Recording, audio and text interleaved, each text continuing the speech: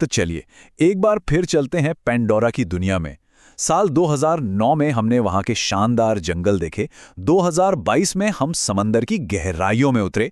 और अब बारी है आग और राख की। जी हां, जेम्स कैमरून की एवाटार फायर एंड ऐश आ चुकी है और आज हम इसी फिल्म की दुनिया की हर परत को खोलकर देखेंगे। तो सबके मन में जो सबसे बड़ा सवाल है वो यही है, क्या जेम्स कैमरन ने अपना जादू फिर से चला दिया? क्या ये फिल्म वे ऑफ वाटर से भी एक कदम आगे है? और सबसे जरूरी, क्या इसकी कहानी में वो दम है जो हमें अपनी सीट से हिलने भी ना दे? चलिए इन्हीं सवालों के जवाब ढूंढते हैं। तो सबसे पहले पेंडोरा की वापसी। लेकिन इस बार की वापसी वैसी नहीं है जैसी हम सोच रहे हैं। वो हरे भरे जंगल, वो नीला समंदर, सब पीछे छूट गया है। अब हम कदम रख रहे हैं पेंडोरा के एक ऐसे हिस्से में जो दहकते हुए ज्वालामुखियों से भरा है। मतलब एक ऐसा इलाका जो खूबसूरत कम और जानलेवा ज्यादा है। अब आते हैं कहानी पर। तो स्टोरी ठीक वहीं से शुरू होती है जहां पिछली फिल्म खत्म हुई थी। जैक सली और उसका परिवार मिटकाइना कबीले के साथ समुद्र किनारे सुकून से जी रहे हैं। लेकिन हम सब जानते हैं पेंडोरा पर शांति ज्यादा देर कहाँ टिकती है ना? इस बार खतरा सिर्फ इंसानों से नहीं है, बल्कि पेंडोरा पर ही नावी का एक बिल्कुल अलग, एक बहुत ही आक्रामक कबीला रहता है, मांगक्वान, जिन्हें ऐश पीपल भी कहा जाता है। ये वो लोग हैं जो आग के बीच रहते हैं और इनकी रगों में शांति नहीं बल्कि युद्ध दौड़ता है। और यहीं पर फिल्म का सबसे बड़ा ट्विस्ट सामने आता है। सोचिए, एक तरफ प्रकृति के साथ मिलजुल कर रहने वाले ओमाटिकाया और मेटकायना हैं, और दूसरी तरफ ये ऐश पीपल जो विनाश और गुस्से का प्रतीक हैं। ये पेंडोरा का वो डार्क साइड है जो हमने पहले कभी नहीं देखा था। और कर्नल क्वारिच, वो तो जैसे इसी मौके की तलाश में था। उसे इस खतरनाक कबीले में अपना सबसे बड़ा हथियार मिल जाता है। वो अपनी नफरत को एक नए लेवल पर ले जाकर इन आग उगलने वाले नावी के साथ हाथ मिला लेता है। तो अब लड़ाई सिर्फ जमीन की नहीं है, बल्कि बदले और नफरत की है। अच्छा, कहानी से थोड़ा हटकर अगर बात करें तो जिस एक चीज की सबसे ज्यादा तारीफ हो रही है वो है इसका विजुअल एक्सपीरियंस।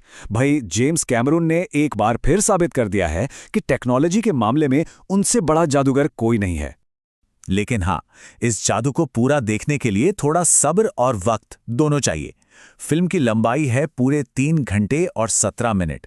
सही सुना, ये अब तक की सबसे लंबी अवतार फिल्म है। तो थिएटर में बैठने से पहले पूरी तैयारी करके जाना होगा। पर यकीन मानिए, ये 3 घंटे वसूल हो जाते हैं। HFR और IMAX टेक्नोलॉजी आग को इतना असली दिखाती है कि शायद थिएटर में ही गर्मी लगने लगे। लोग कहते थे कि पानी को स्क्रीन पर उतारना मुश्किल है, लेकिन जिस तरह यहां सुलगती राख और लावा उगलते ज्वालामुखी दिखाए गए हैं, वो सच में रोंगटे खड़े कर देता है। तो क्या इसका मतलब ये है कि फिल्म परफेक्ट है, सिर्फ विजुअल से काम चल जाएगा? नहीं, हर फिल्म की तरह इसकी भी कुछ खूबियां हैं और कुछ कमियां भी। चलिए एक नजर डालते हैं कि फिल्म कहां कमाल करती है और कहां थोड़ी सी चूक जाती है। तो देखिए, सबसे अच्छी बात है पेंडोरा का ये नया डार्क अवतार देखना। ये काफी फ्रेश लगता है। साथ ही किरी और एवा का जो कनेक्शन है वो कहानी में एक मिस्ट्री बनाए रखता है। लेकिन सिक्के का दूसरा पहलू ये है कि कहानी फिर से वही इंसान बनाम नावी वाले पुराने ढर्रे पर है, जो थोड़ा प्रिडिक्टेबल लगता है। और हाँ, 3 घंटे से ज्यादा की लंबाई कुछ जगहों पर फिल्म को थोड़ा धीमा बना देती है।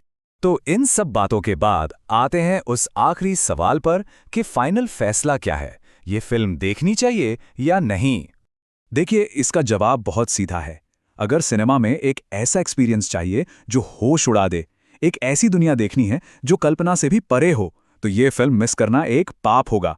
और हाँ, इसे किसी छोटी स्क्रीन पर देखने की गलती बिल्कुल मत करना।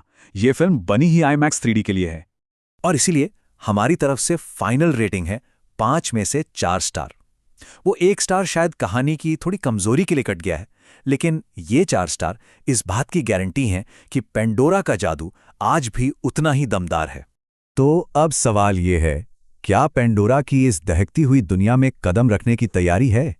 फैसला चाहे जो भी हो, एक बात तो तय है, जेम्स कैमरून ने हमें ये सोचने पर मजबूर कर दिया है कि क्या विनाश भी उतना ही खूबसूरत हो सकता है जितना कि जीवन।